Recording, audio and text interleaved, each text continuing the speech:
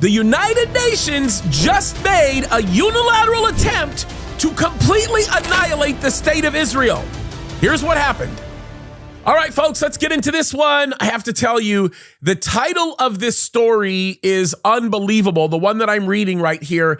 And yes, make no mistake, if you heard the intro, what I said is absolutely correct. Now, the title of this story is Israel Applauds U.S. Secretary Council Veto Thwarting the Unilateral Move to Impose a Palestinian Terrorist State. Let me just explain what this title means. This title basically means that the United Nations Security Council got together and tried to force upon Israel the creation of a Palestinian terrorist state. That is no joke. Folks, we've already been talking about UNRWA. We've already talked about some of the crazy things that the Security Council has attempted to do. And we're going to get into that in just a second because, folks, this is absolutely crazy. But before we do, I want to read from Zechariah chapter 12. Now, I've been reading Zechariah 12 a lot, but I'm going to tell you this. God never gets it wrong. And what Zechariah said here is absolutely correct. Let me read this to you. It says this in verse 1 of Zechariah chapter 12. It says, "The burden of the word of the Lord for Israel, saith the Lord, which stretcheth forth the heavens and layeth the foundation of the earth and formeth the spirit of man within him. Behold, I will make Jerusalem a cup of trembling unto all the people round about when they shall be in the siege, both against Judah and against Jerusalem. In that day will I make Jerusalem a burdensome stone for all people. All that burden themselves with it shall be cut in pieces, though all the people of the earth be gathered together against it." Verse 4, "In that day, saith the Lord, I will smite every horse with astonishment and his rider with madness, and I will open mine eyes upon the house of Judah and will smite every horse of the people with blindness." So here's what it says. And guys, we know this. We know several things from Zechariah chapter 12. We know first and foremost that there will be an insane rise in anti-Semitism, which we are saying, right? Look at what it says at the end of verse 3. It says, "Though all the people of the earth be gathered together against it." Folks, we know that the world will turn their back on Israel. So we see this happening. But the other thing that we know is that Israel will prevail because God will prevail because Israel is God's chosen people. So if you're going to make a bet against Israel, it's not going to be a good thing. So this story is really interesting because the United Nations basically went out of their way to impose the creation of what I believe to be a terrorist state, right? To impose the creation of the Palestinian state in the midst of Israel without any accountability with respect to all of the things that have happened. I mean, think about this, folks. They want to actually create the Palestinian state without even solving the problem that they have with the hostages and all the other insane things that are going on. The movement to eliminate the Jewish people. Folks, this is crazy. Let me read the article. The article says the United States on Thursday moved to block a Security Council resolution that sought to recommend the recognition of Palestine as a full UN member state. The resolution, which asserted that Palestine fulfills membership criteria and needed 9 favorable votes and no vetoes to succeed, garnered alarming support with 12 approvals from, ready for this? Listen to this. This is very, very important. Listen to these countries: Russia, China, France, Japan, South Korea, and Algeria, the nation that proposed the resolution. Israeli envoy Gilad Erdan thanked the United States for thwarting the unilateral move to impose a Palestinian terrorist state, which he underscored was a stand for truth and morality in the face of hypocrisy and politics. Folks, I want to explain something to you that this article says a little bit later on. And I think that this is a really, really important fact to get into because this is so critical. Watch this. According to NPR, and this is a paragraph later on in this article, according to NPR, 140 of the 193 UN member states, over 70%, support the creation of a Palestinian state. Last January, the European Union's top diplomat, Joseph Borrell, brazenly insisted that a Palestinian state may need to be imposed on Israel from the outside. Even though the United States vetoed the resolution, the Biden administration remains vocal in its desire for a Palestinian state to be formed by the way of a two-state solution, which would see Jerusalem, the capital of Israel, divided and partially given to people who actively seek the annihilation of Israel. Folks, that is true. And one of the things that I want to bring out into the open here is the fact that not only do a lot of people want to see this happen, but what they do not see clearly because they're so blinded by their insatiable appetite for sin and wickedness is that the creation of a Palestinian state means the elimination of a Jewish state. And I think that this is really important. Now, I thought that it would be useful to go over the response concerning this because I think it's really, really important to sit down and listen to what Gilad Erdan actually says about this. Now, he is Israel's UN representative, and I want to just point out a couple of things right off the bat. Even the way he's introduced is disrespectful. And I actually really love this man. I think that he is smart. I think he's very, very, very, very articulate. And I think that the things that he says are very, very true and clear. So I want us to listen to the whole address that he gives. I will offer some commentary, not a lot, but some commentary in between some of the things that he says. And I will almost immediately stop this at the very beginning because I want to show you or at least point out what is a blatantly disrespectful and dare I even say anti-Semitic type of representation being made by the person here who is representing the Security Council in trying to call upon the next speaker to speak, who of course is the one representing Israel. So this is very important stuff. Let's pay attention to it and we can get quite an education from what Gilad Erdan says here, and it's very important to pay attention to. So let's take a listen. Here we go. I thank His Excellency, Mr. Awamar, for his statement, and I now give the floor to the representative of Israel. I want you to notice something. He thanks His Excellency for his statement. By the way, the person who just spoke was the Palestinian representative. He says, I want to thank His Excellency for this statement. He gives his name and honors him, and then he says, I want to give it over to the representative of Israel. Do you understand the hypocrisy even in the initial representation being made here? This is crazy, folks, but this is the reality of what we're facing here. Okay, let's pay attention to this. Thank you, Mr. President. Distinguished ministers, colleagues, Secretary General, how many times has this council met to discuss ways to advance the release of our hostages held in Gaza? The answer is not once, okay? Just so you know, it's a very rhetorical question that he's asking. How many times? Not even once. How many condemnations has this council issued against Hamas or for their heinous October 7th massacre? Zero. Yet rather than condemning Hamas's atrocities or taking action, real action, to bring our hostages home, this council will be voting upon a resolution to recommend granting the Palestinian Authority full membership status, a Palestinian state. How detached from reality can this council be to dedicate its time and resources to support a resolution so disconnected to the reality on the ground? To a resolution that will have zero positive impact for any party, that will cause only destruction for years to come and harm any chance for future dialogue. By the way, he's right. It's going to destroy the Palestinians that are there, and it's going to, of course, help to destroy Israel, which, by the way, that will never be successful because God will never allow Israel to be destroyed. But all of this is very worthwhile talking about. He is not wrong here. Colleagues, 6 months after October 7th, the most brutal massacre of Jews since the Holocaust, this council seeks to reward the supporters and perpetrators of these atrocities with statehood.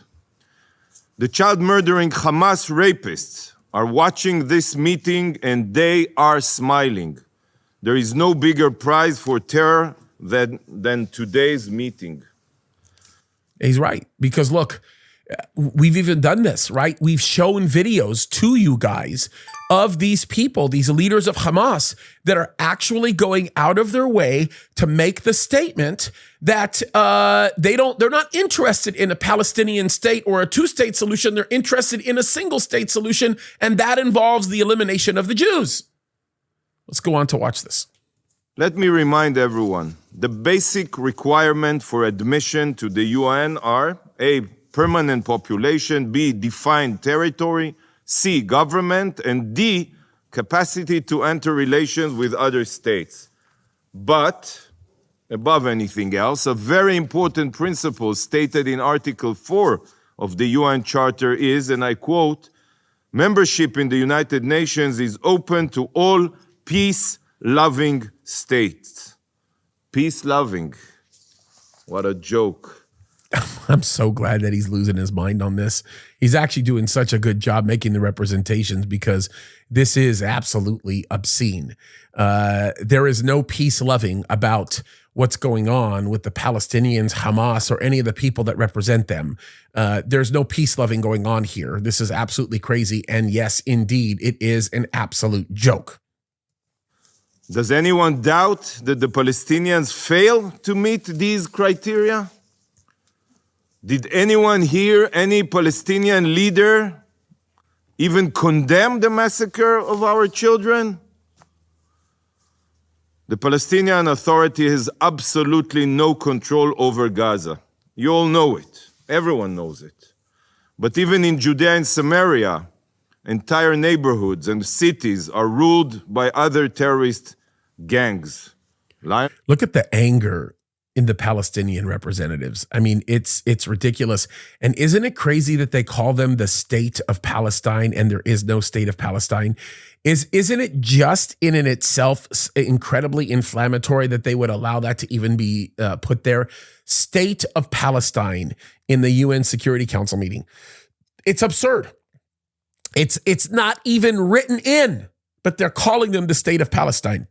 Have you ever heard of anything being so inflammatory and so absolutely ridiculous? It's crazy.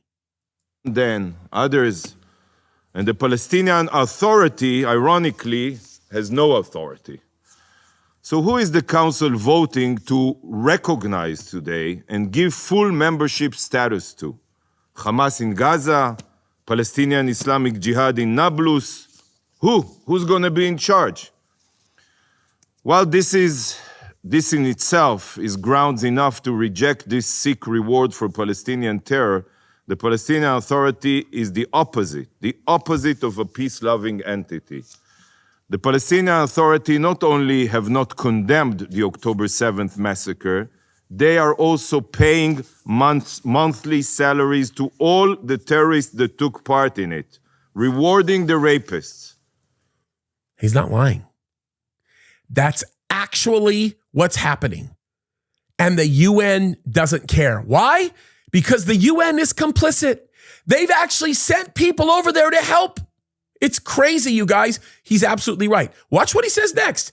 Pay very close attention to what he says next. This is a genocide-loving entity that doesn't deserve any status here. But sadly, to some of the members here, the Palestinians' inability to meet the criteria simply doesn't matter. It doesn't matter because to some of you, Palestinian statehood has nothing to do with the UN Charter or legal criteria. All it has to do with is politics and interests. The UN Charter is important to them only when it can be used against Israel. The report from the Council's Commission on the Admission of New Members even states it black on white. Let me quote from Clause 3 of the report, your report. And I quote, several members expressed the view that the admission of the State of Palestine to membership in the United Nations was a political matter rather than a technical or legal requirement. And by the way, they're making it a political matter because it gives them the floor to be able to move around the way they want to move around in the destruction of the Jewish state. Their stated purpose is to eliminate Jews from their land. That's their purpose. Actually, they want to eliminate Jews altogether. Okay? It's in the Hamas charter, and it is a stated goal of those that are in the Palestinian Authority. As a matter of fact, Mahmoud Abbas, I translated one of his speeches where he actually said that the whole action of Hitler was justifiable because the Jews were evil people. No joke, folks. You could go back to my video on that. I talk about that explicitly. In other words, UN Charter be damned, international law be damned. I reiterate, international law and the UN Charter are only important when they can be weaponized against Israel. But if breaking the law means advancing the unilateral establishment of a Palestinian terror state, a Palestinian Nazi state, then by all means. They're just empty words on paper, right? What this council has decided to focus on at the expense of all other calamities around the globe is to grant a prize to terrorists. Granting the perpetrators and supporters of October 7th full membership status in the UN is the vilest reward for the vilest crimes. He's right. And that's exactly what they intend to do. If it were not for the United States of America blocking this, this would have been a resolution that would have passed. Guys, I'm not kidding. They want to force the hand of Israel to make a Palestinian state that sole purpose is to destroy Israel. Think about that for a second. That would be like the UN coming to us and basically making the laws of the Chinese Communist Party the regulating and governing laws of our country and insisting that they occupy territory in the United States of America to, in essence, eliminate it. We're kind of there, but that's exactly what's happening. If this resolution passes, God forbid, this council should no longer be known as the Security Council, but as the Terror Council. The only thing that a forced unilateral recognition of a Palestinian state will do is to make any future negotiations almost impossible. As long as the Palestinians feel that they can exploit this politicized body to their benefit, why would they bother at the negotiating table or support any compromise? He's 100% right. Like, there's no motivation for the Palestinians to come and sit down and compromise if they know there's a governing body that will allow them to have what they want while at the same time seeking to destroy and eliminate the Jewish state. They're being given every last bit of political empowerment to be able to do one of the most heinous and evil things possible in this world. And they've already done it, and they're being applauded for doing it. You think these UNRWA workers that were actually intercepted by the IDF or killed in an attack were actually innocent people? No, they were participating in terrorist activity. We have videos of them, literal videos of them extinguishing the lives of innocent Jewish people. It's ridiculous. This is not, guys, this stuff is very, very well documented, okay? This is not like some made up idea here. Do you honestly think that this resolution will make a solution more likely or change anything on the ground? The Palestinians have rejected every peace plan ever made, and they continue to support terror and boycott negotiations. And now they know that their rejectionism pays off. They can say no, no, no to any American president, but still get here what they demand, because the UN is guided by politics, not morality or truth. And by the way, he's right about that. They're guided by politics. They're not guided by morality or truth. They're actually guided by their desire, their bloodlust for more, for power, for money, for status. That's what they're governed by. And by the way, the word of the United States is worthless. We saw what Joe Biden did. We'll show you the video. He just stared at Iran and he said, "Don't." Your message to Iran in this moment. Don't. And they did. And nobody seems to even point that out. I mean, the red line in the sand is non-existent. You just get it? Like, we've ruined our own credibility. It's crazy. And that's exactly what's happening here with the UN. All this council is accomplishing through this destructive approach is making a solution unattainable. The UN is no longer about multilateralism, sadly. It is now committed to multi-terrorism. At the Security Council, terror pays off. It's shameful. I have always called out the political rot within the UN, that sadly nothing here is based on truth and justice, but toxic politicization. And today, the mask has finally fallen. The Council has exposed itself. Please, do not give in to politics. Do not support this dangerous resolution. How can you support a resolution that is so destructive and immoral at the worst possible moment? Colleagues, the Council was not the only entity to expose its true face this week. On Saturday night, with the launch of over 300 UAVs, ballistic missiles, and cruise missiles at Israel, the Ayatollah regime's mask also fell. Iran exposed itself as the terror state that it is. But today marks another milestone in the Ayatollah regime's blood-soaked history.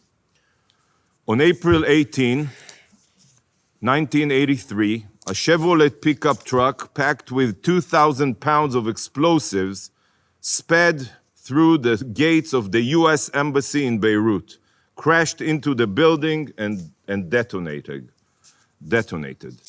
This blast killed 63 people.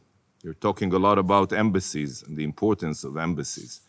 And Hezbollah claimed responsibility. And today, April 18, 2024, exactly 41 years later, this council, the Security Council, will be addressed by an arch-terrorist whose regime funds, arms, trains, and directs Hezbollah. No joke, folks. I mean, they are allowing these wicked terrorist states to represent themselves as though they're legitimate. That is happening, folks.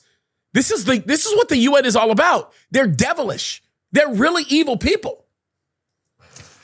The Ayatollah regime's foreign minister, Hussein Amir Abdollahian, is a member of the Iranian Revolutionary Guard Corps.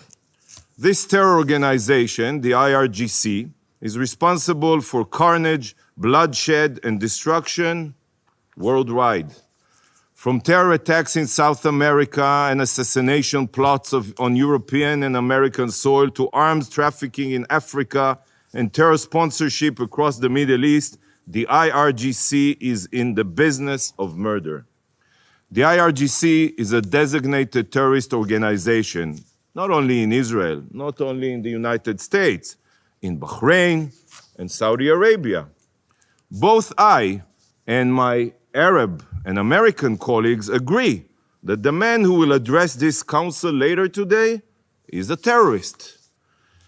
And his presence here on today of all days is further proof of how the UN has become a haven for dictatorships and terror regimes to whitewash their crimes. He is not wrong. You are talking about a guy who Iran calls a diplomat, who is, in essence, one of the most influential people in the IRGC, the same group of people who are responsible for the death and destruction of thousands and thousands and thousands of lives all over the world, including the people responsible for the attacks launched by Iran against Israel. Yes, folks. And that terrorist is going to be talking to the UN in this same time period. No joke. You could go and you can actually pull the original broadcast from PBS or C-SPAN or wherever. You'll see it. It's absolutely horrendous. It's completely unacceptable. Completely. Colleagues, it is Iran that ensured Hamas was able to orchestrate the October 7th massacre. It is the Ayatollah regime in Tehran that has provided weaponry to Hezbollah to rain down missiles on Israeli towns and cities. It is the Ayatollah regime in Tehran that has equipped the Houthis with cruise missiles to fire at merchant vessels. And it is the Ayatollah regime that launched an unprecedented attack at Israel, a fellow UN member state, less than a week ago. Yet, instead of designating the IRGC as a terror organization and sanctioning Iran's evil regime, the Security Council opens its doors for Iran's foreign minister, for a terrorist. Can you not see what is going on here? Terror Minister Abdolian is not here to express sorrow for his regime's brazen attack and tell this council that the Islamic Republic has changed its ways. By the way, Abdolian is a very, very, look, they're all evil. I mean, all of these people that are coming out of Iran representing their government as it sits right now are deeply, deeply dark and demonically inspired people.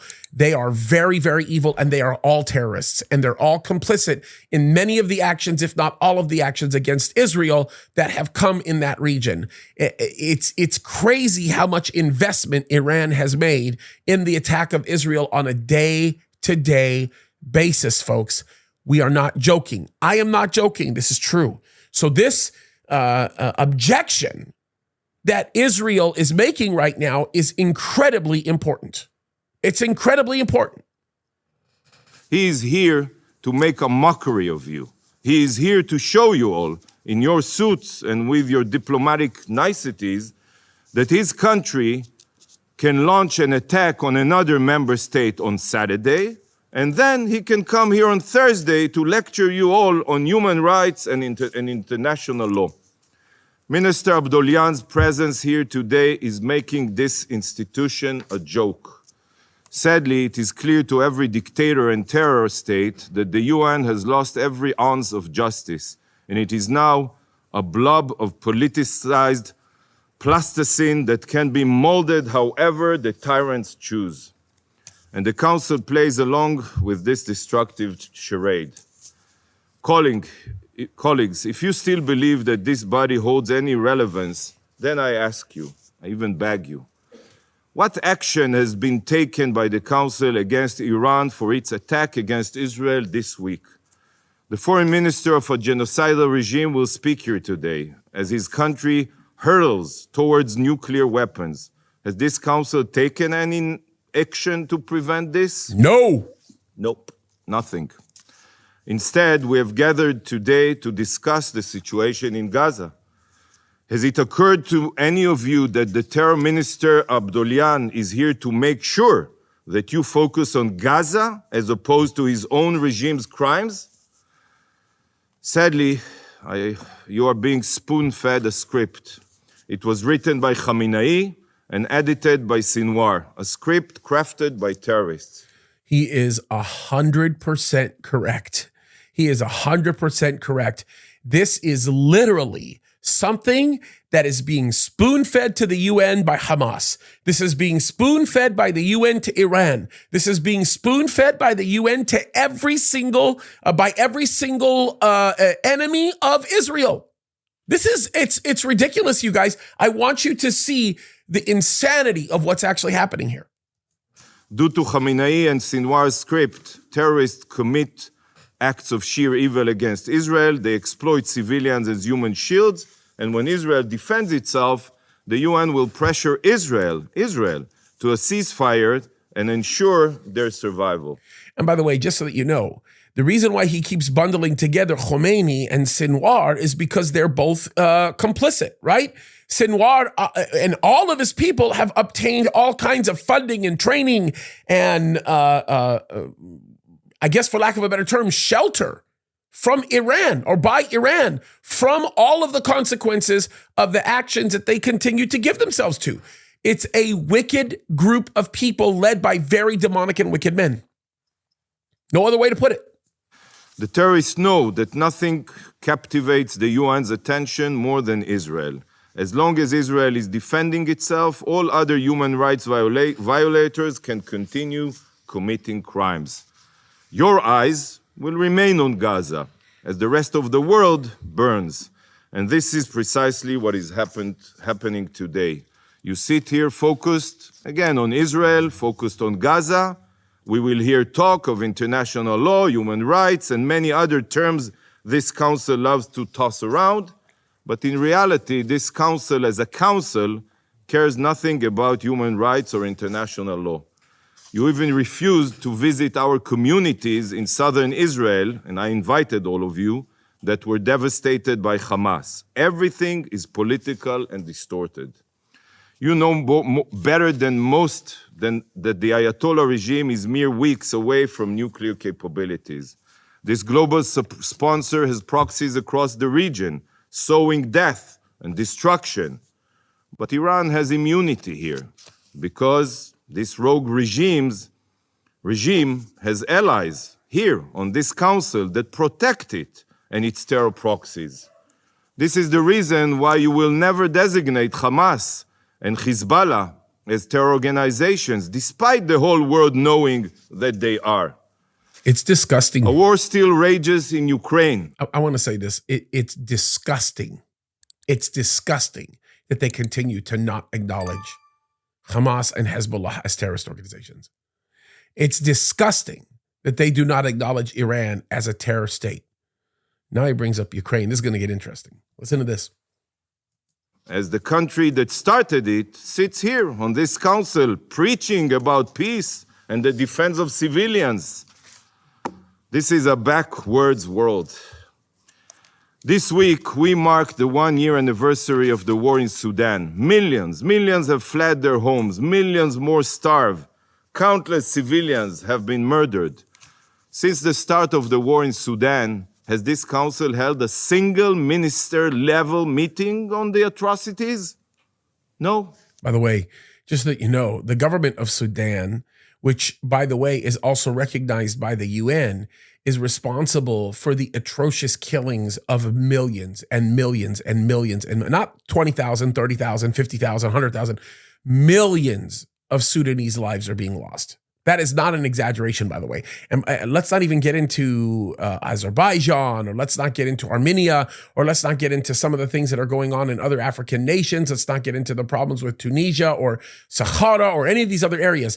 Folks, it is unbelievable. And so he is correctly bringing these hypocrisies up. Not one. But today marks the 4th Ministerial Security Council debate on Gaza. The 4th. 4 on Gaza, and not one on Sudan in the past year. The double standards here know no bounds. The amount of time, effort, and resources poured into Gaza makes it seem as if the rest of the world is a pure utopia.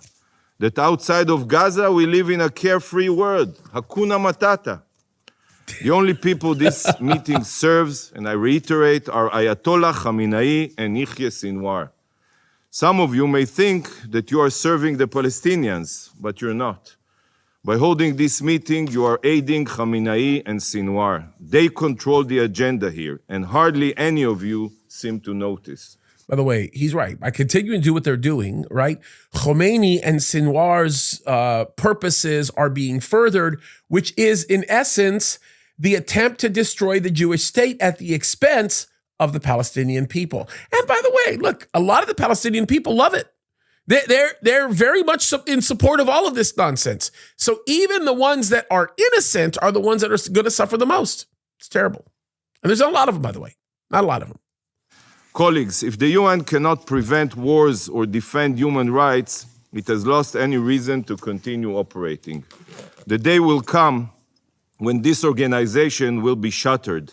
The UN, as we know it, will cease to exist, and in its place will stand a body that truly cares about human rights, that truly fights to promote peace, that is capable of putting politics aside for the sake of justice, morality, and humanity. That's wishful thinking. I don't see anybody replacing the UN except maybe the Antichrist.